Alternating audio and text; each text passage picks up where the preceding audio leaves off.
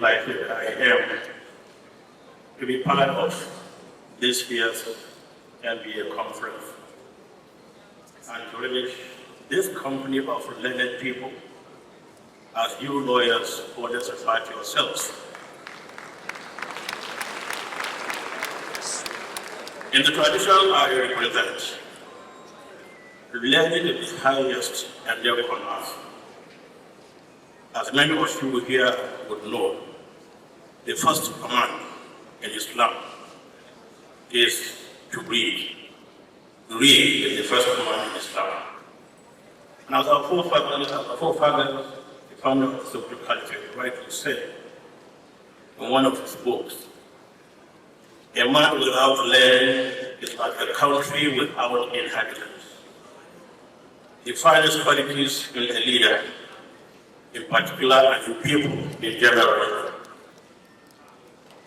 are the love of learning, the desire to listen to it, and holding the bearer of knowledge in the greatest respect. Unquote. The business of governance and the settling of disputes, the Sheikh added, requires outstanding learning, keen insight, and extensive study. As the adopted and quiet chair of this occasion, and other distinguished learned people here, can see why I will be very, very comfortable in this learned ambience and facing all of you.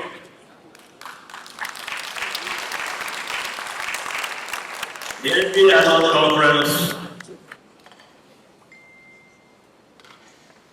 is a very significant event in our society because it is the largest gathering of lawyers who shape the practice of law and ensure that the ultimate objectives of law are realized in society.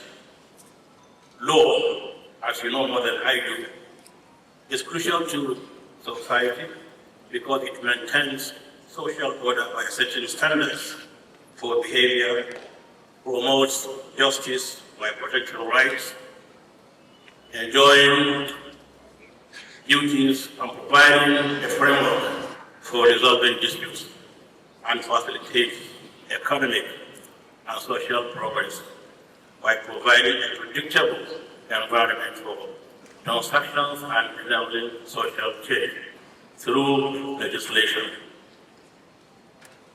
Without good law, societies risk descending into chaos.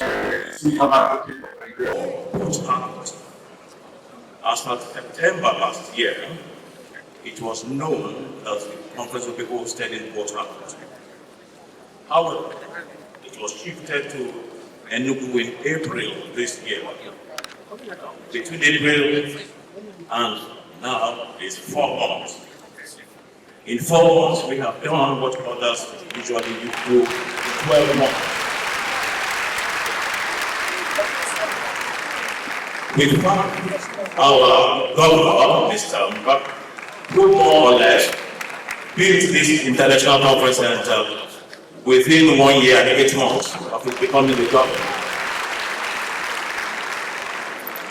We would not have been here but for this international conference center, which is the best in the country.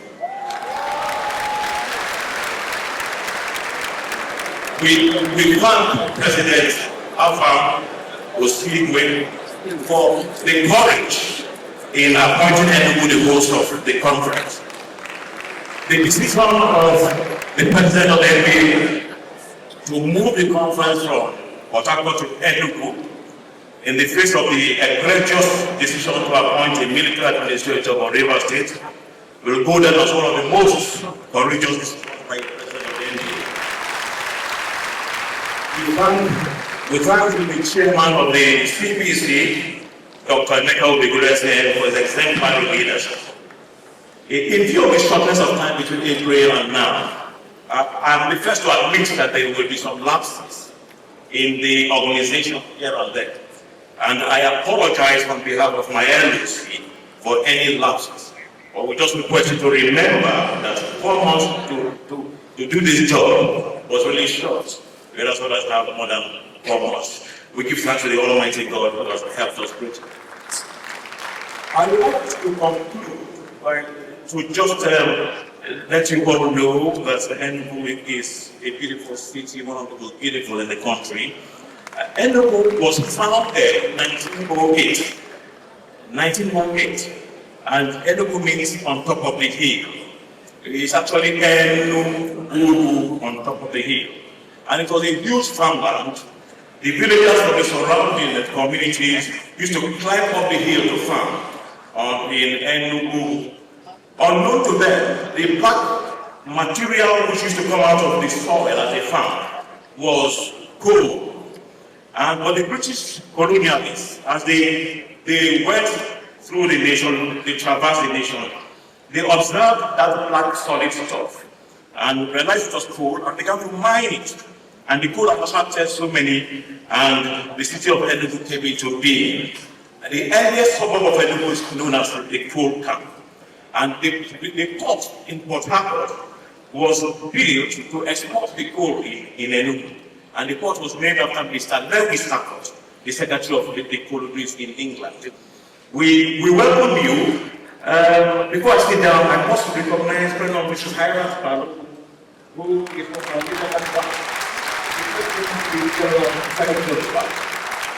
and how can I sit down with a former chairman of the Council of Legal Education?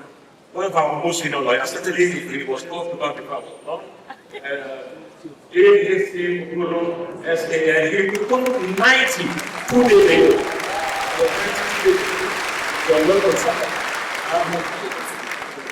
Whenever I go to Ghana, they welcome me with the word Akwaba, which means welcome. In the southeast, we welcome with the word no. May I just request you talk to your neighbor on the right, on the left, and say no to your neighbor.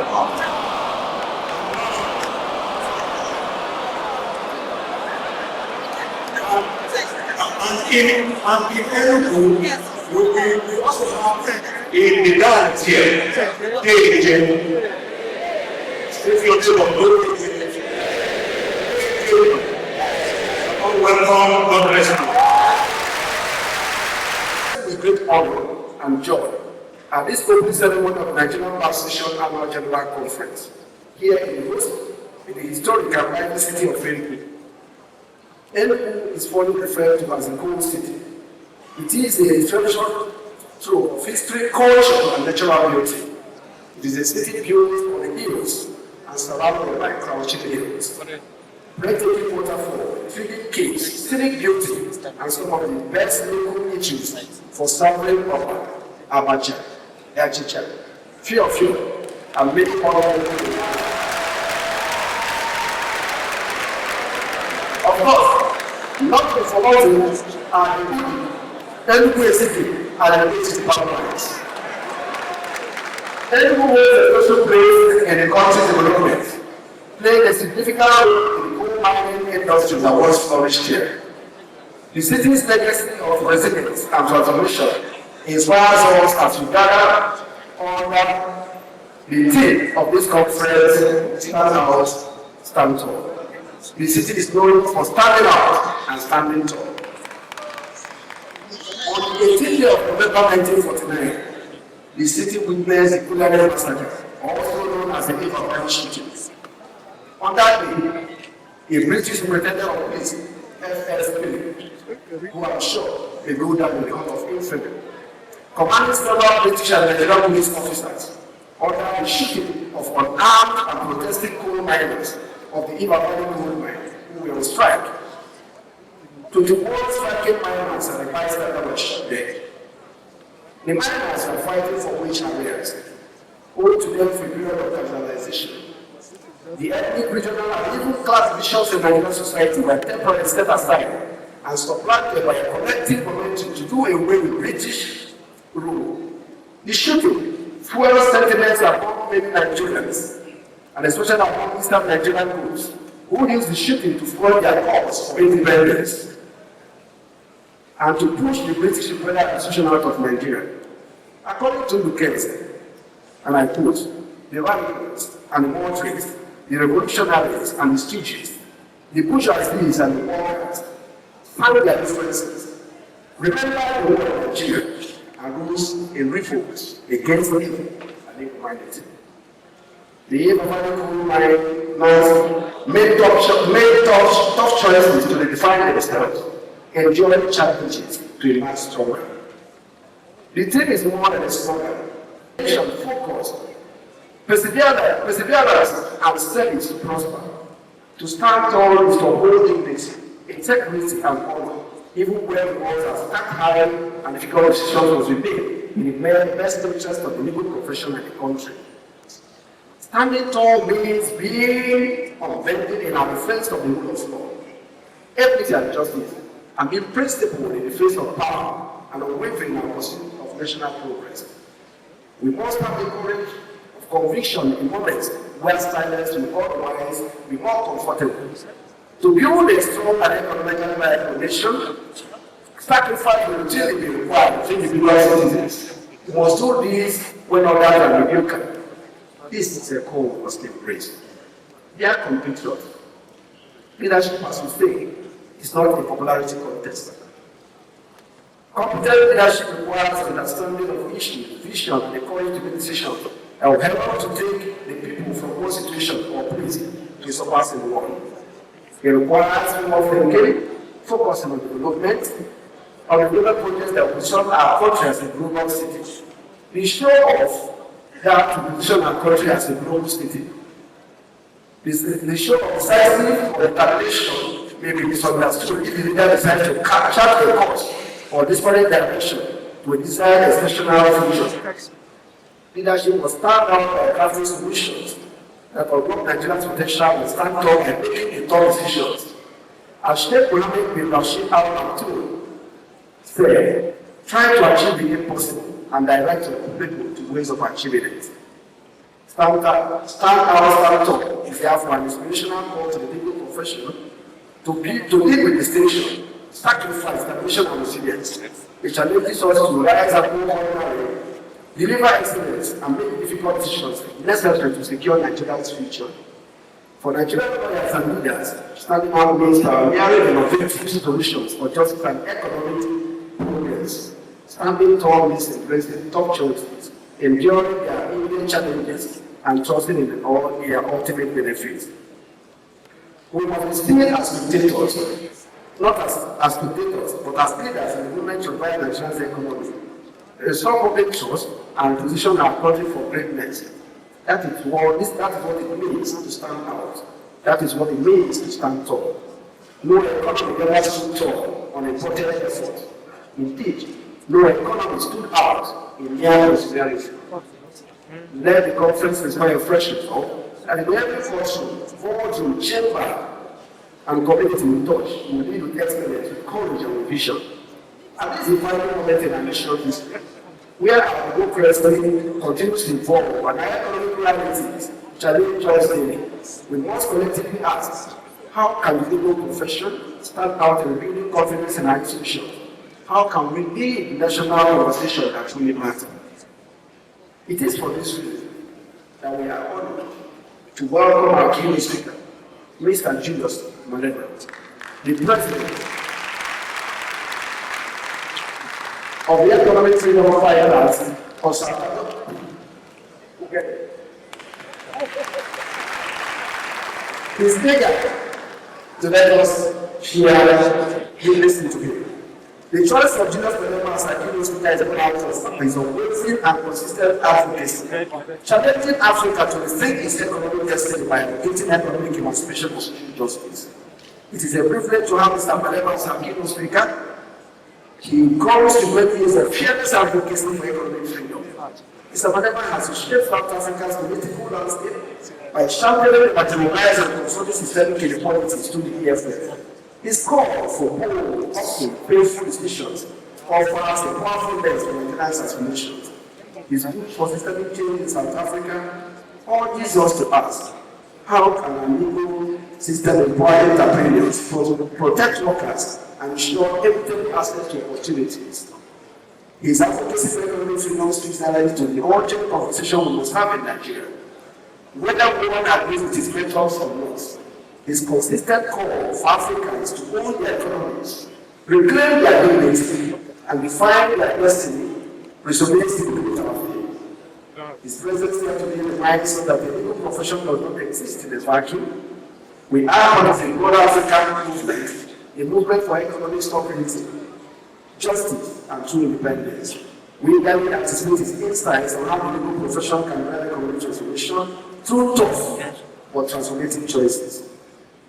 Nigeria must make serious decisions for economic growth, and this include anti-corruption measures, regulatory power, investment in infrastructure, technological innovations and digital literacy, diversification of the economy. These decisions may inflict pain and will inflict pain, disrupting established systems, challenging vested interests, and requiring sacrifice from citizens, institutions alike. However, history shows that such decisions,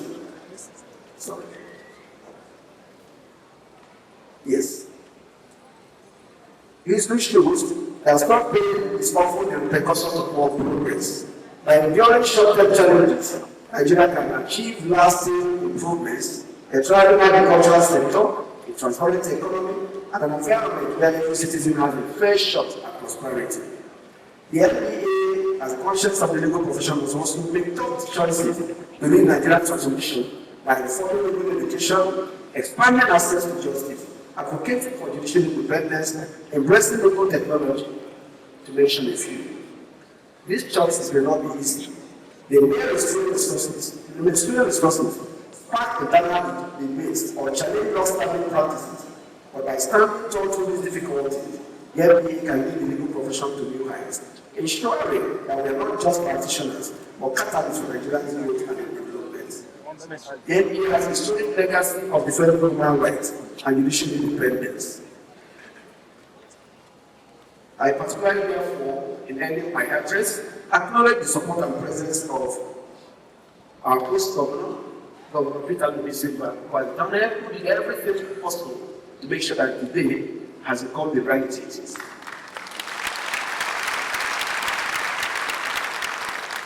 And I also thank His Eminence, who has great confidence in himself, having been traveling between Sokoto and Azuru to condole with the family of the late Azuru, took the last minute decision to be here and made a wonderful presentation that I believe has inspired others with his family.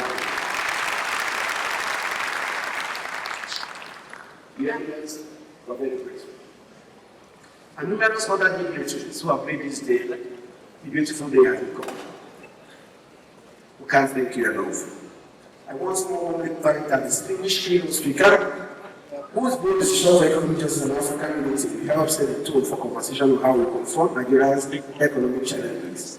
I extend my heartfelt gratitude to the NPA General Conference Planning Committee, the leadership of the NPA branch, the local organizing committee, and the other branches in the Enugu state. Your dedication has created a platform for us to reflect, inspire, and act. Over the next few years, engage with thought leaders from law, governance, economics, technology, and civil society, and encourage us to participate. Let the city inspire us to embrace the difficult decisions like the Eva Valley co-governance. And we unlock Nigeria's economic potential and strengthen our profession, knowing that the day of today will yield the prosperity of tomorrow. May our deliberations be bold, our resolutions transformative, and our commitment to justice unwavering. I welcome you all once again to the 2025 Annual General Conference of Nigerian Constitution. Let us stand tall, let us stand tall, and let us move Nigeria forward. Thank you, and the Lord bless all of you. Here before us today at the Annual General Conference is a man, a true son of Africa, a Pan-Africanist, a shining light of resistance, whose exploits are promoting transparency, constitutionalism, accountability, and rule of law are too numerous to mention. He continues to fight against inequality, corruption, oppression in South Africa. His loud voice of reason continues to echo across the continent. He continually agitates for South Africans to see Africans as their brothers and not their enemies. He is a a powerful voice, not only in South Africa, but on the continent and globally. Julius Malema is the keynote speaker for the annual conference, and he brings his wealth of experience as a resistance and a movement leader in South Africa. He was the former president of the ANC Youth League, and he is the current president of the Economic Freedom Fighters in South Africa, a movement and a political party that resists oppression and corruption and continues to challenge unconstitutionality in South Africa. His sacrifices in South Africa, the continent, has come at great cost of arrest, persecution, and intimidation. But Julius Malema continues to stand tall. Join me as I welcome this two son of Africa, this Pan-African, a man for all, Julius Malema.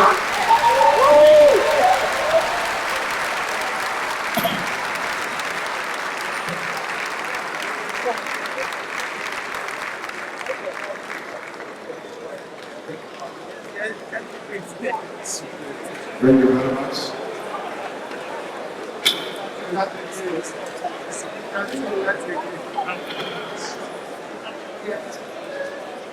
Let me take this opportunity to greet the Governor of Enugu, to greet the Sultan of Sokoto. Let me greet the President of Nigeria Bar Association. To our approach to governance and lawmaking. A few examples of how we have interpreted what needs to change at the level of governance and legislation in South Africa to enhance the cause for liberation is to the introduction of the bills that were put before Parliament. The nationalization of the Reserve Bank Bill, which seeks to place full control of South Africa's Reserve Bank, particularly monetary policy, in the hands of the state. Further to this bill introduced by the EFF in Parliament seeks to broaden the mandate of the Reserve Bank in South Africa, which currently has private shareholding, towards alleviating unemployment and curbing economic stagnation, which is due to the Reserve Bank conservative and financial sector-oriented policy outlook. The Public Finance Management Amendment Bill will in South Africa deal with the problem facing the whole continent, and that is the unregulated borrowing of the money of the money by government from the World Bank and the International Monetary Fund. This bill, which was introduced as the EFF, will require that National Treasury in South Africa first seek approval from Parliament to source foreign loans and establish transparency regarding such loans and their conditionalities. The debt threat of Africa to our foreign colonizers must be stopped, and that begins by regulating these loans and our leaders for the future generation too, because they will not be there when the colonizers come to collect. The Student Debt Cancellation Bill is a piece of legislation introduced by the EFF to ease the debt burden of young students who cannot access their qualification, seek employment using their qualification, or pursue postgraduate studies because their qualifications are withheld due to debt. Student debt is an obstacle to the youth who have no source of income because they cannot access their degrees, and equally cannot generate a source of income because they cannot prove that they are qualified due to their qualification being withheld. The need to unlock this qualification possesses a major opportunity to grow our expertise in our country and promote education to be at the center of a developmental objective. Insourcing bill seeks to do away with the exploitation of labor brokers and consultancy firms which are draining the public finance of government in South Africa. In our country, the most basic of services which ought to be conducted through internal capacity are done on contractual basis and at inflated prices.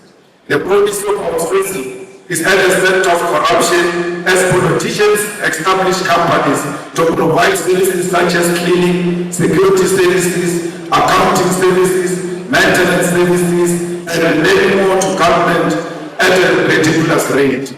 How can you issue a tender to buy toilet paper?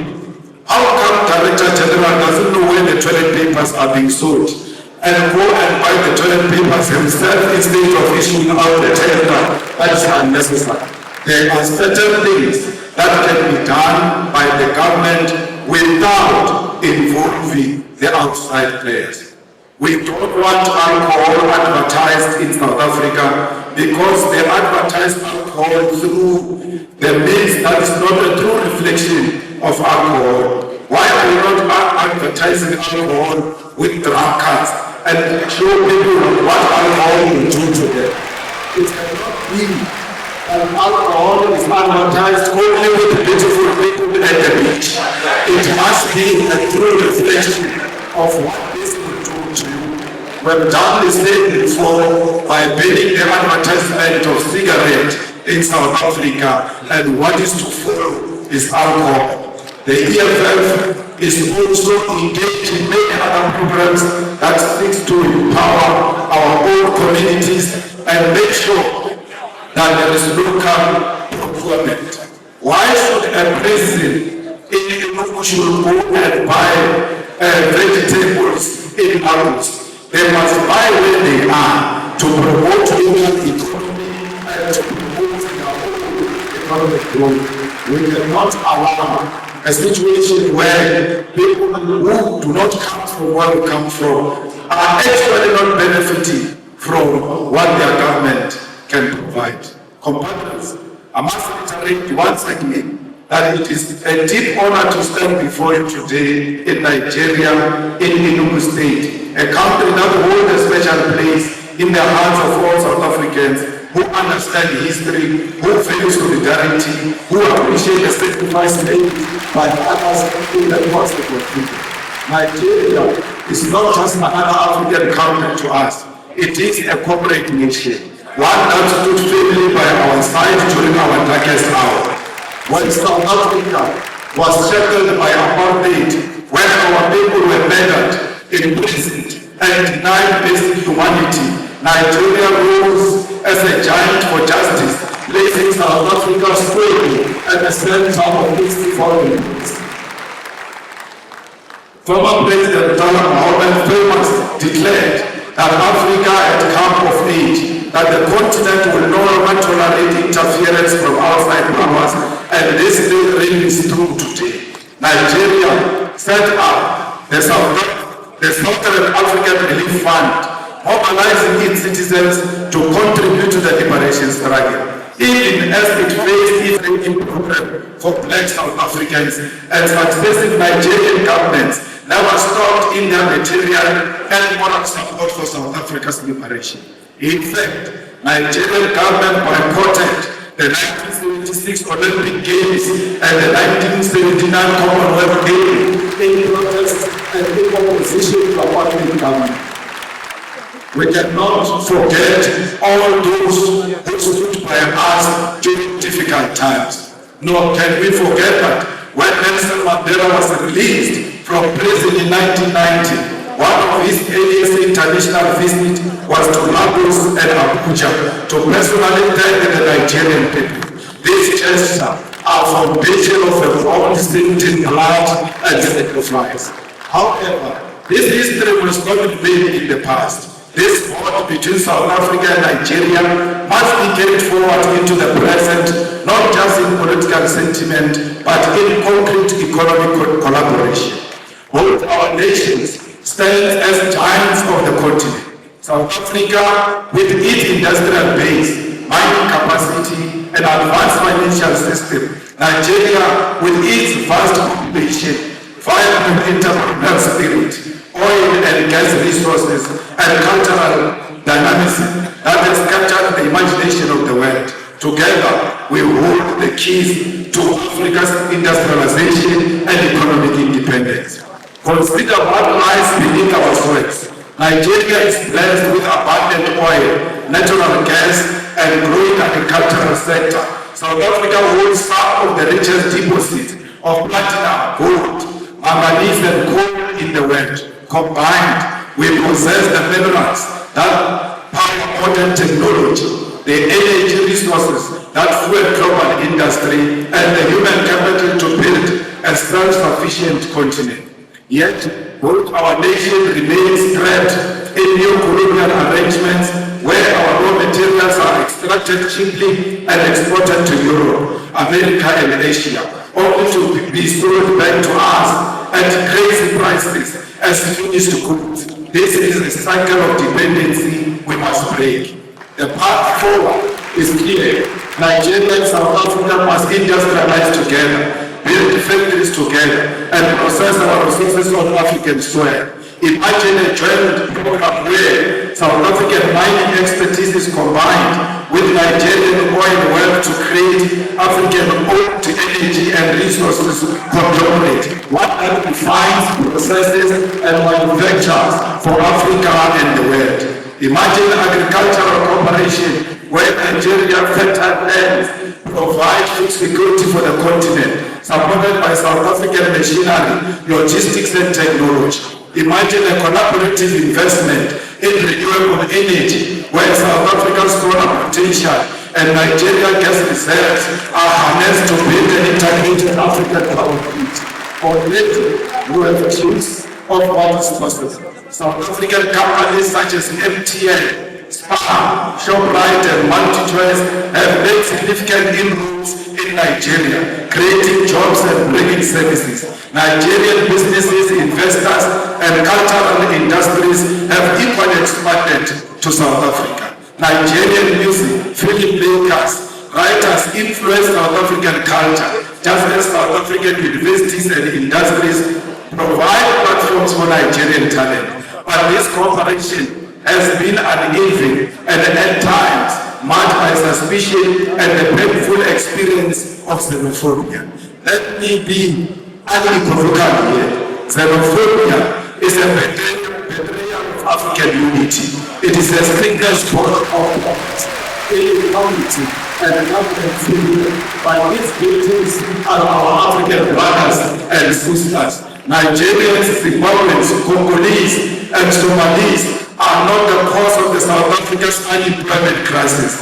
The cause lies in the untransformed economy of South Africa, which remains in the hands of white minority and multinational corporations who continue to exploit labor while refusing to industrialize. And taking fellow Africans diverts anger from the real enemy, and we must educate our people that unity, not division, is the solution to the African crisis.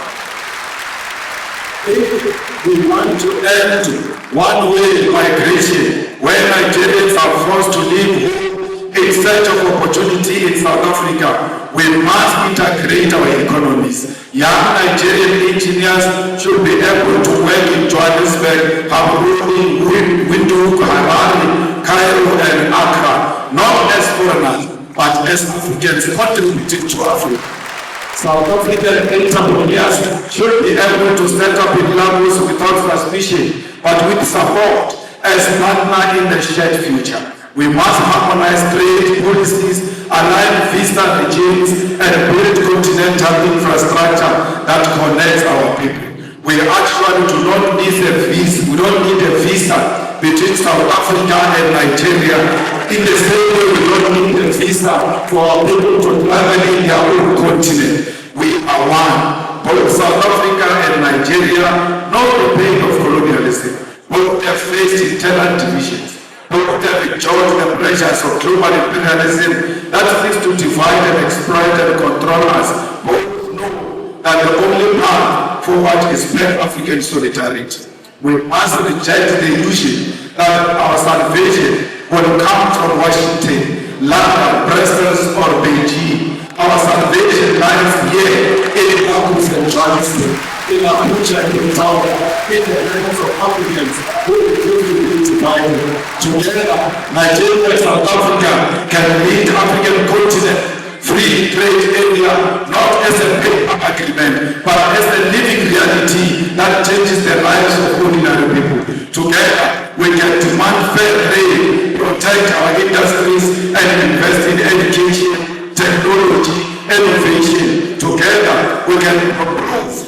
Africa is not a begging bowl, but a continent of giants. We must prove to the whole world that we are not xenophobic, we love one another. Black people are not loved in Africa and are not loved outside Africa.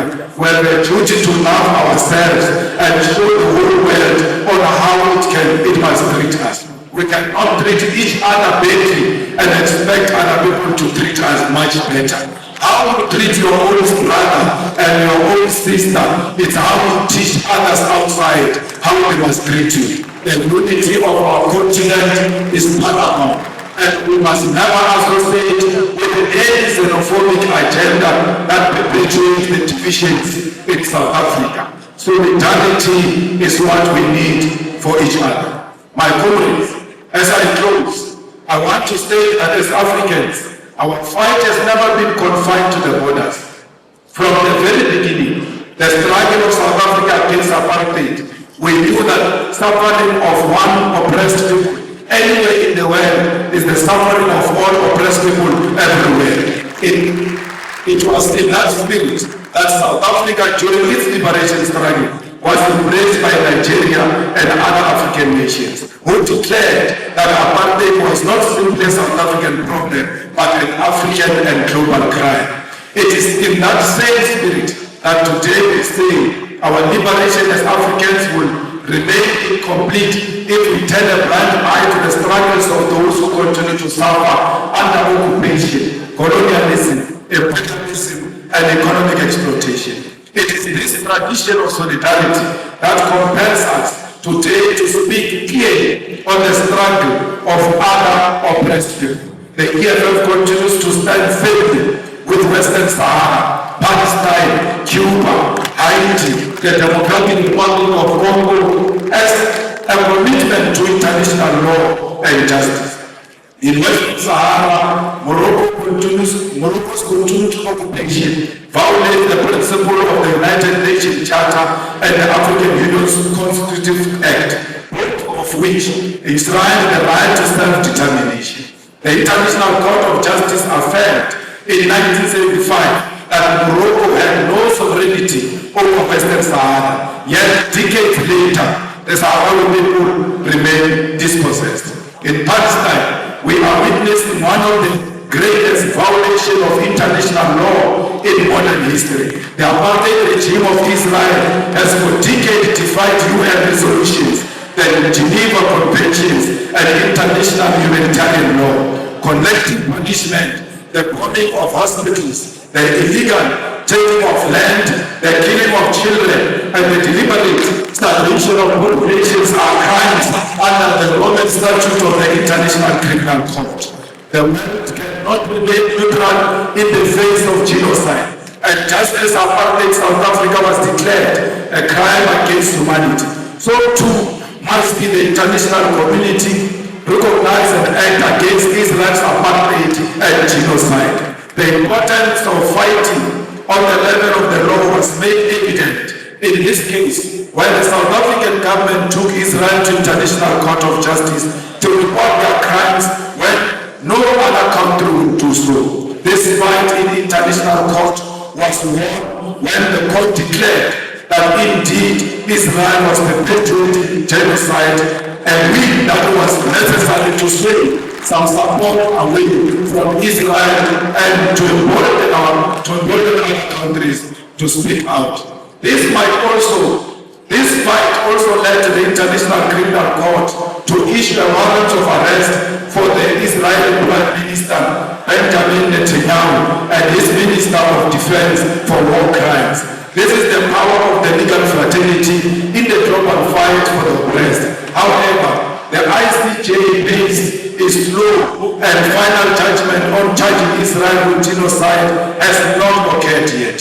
We must therefore confront the uncomfortable truth that the slow pace of these proceedings is not accidental, but reflects a global legal order designed and maintained under white supremacy. International law is strict and ruthless when prosecuting leaders of the global south, yet hesitant and cautious when dealing with crimes committed by Western powers on their hands. This is hypocrisy we must make without fear. When an African leader is accused of international law, however, when Islam stabs children in Gaza or the United States, and Israelis invade nations and topples governments, the same institutions suddenly discover restraint, complicity, and delay. As the legal fraternity of Africa, you cannot accept this double standard. You must be bold enough to create alternatives and fair systems of accountability that do not bend to imperialist interests.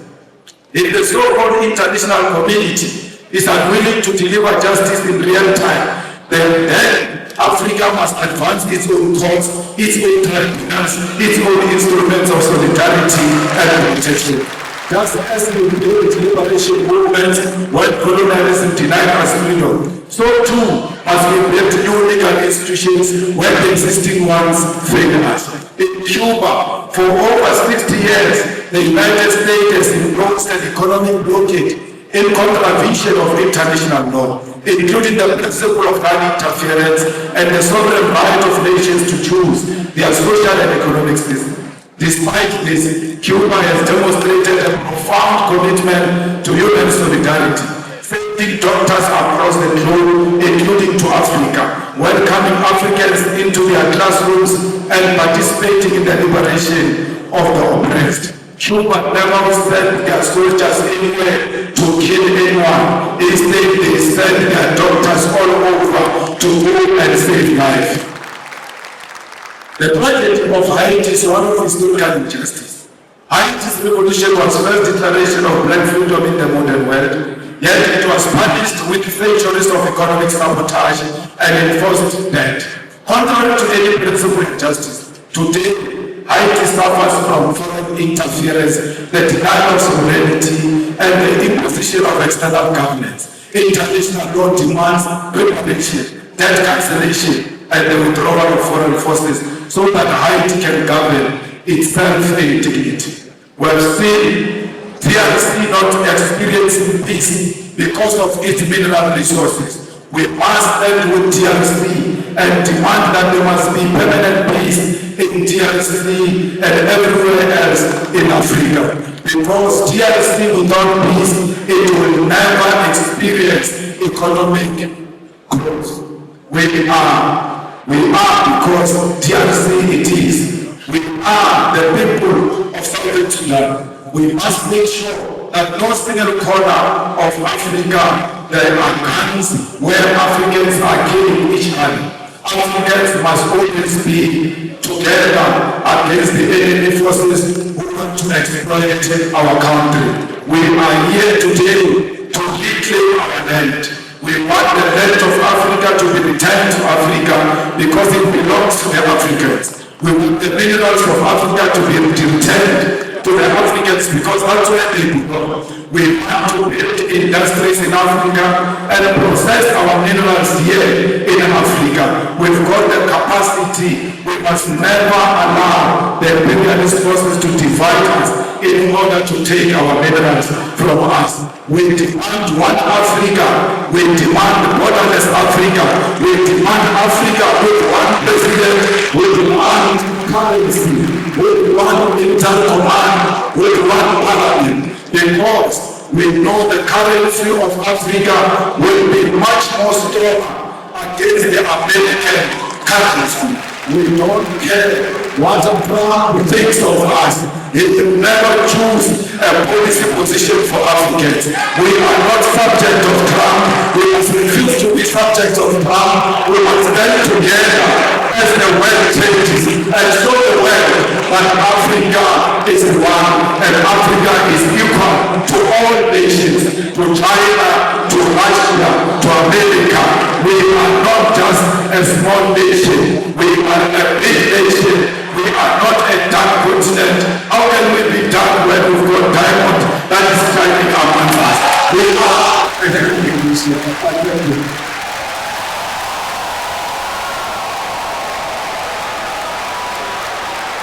Enugu, and may this conference be your most memorable. I would also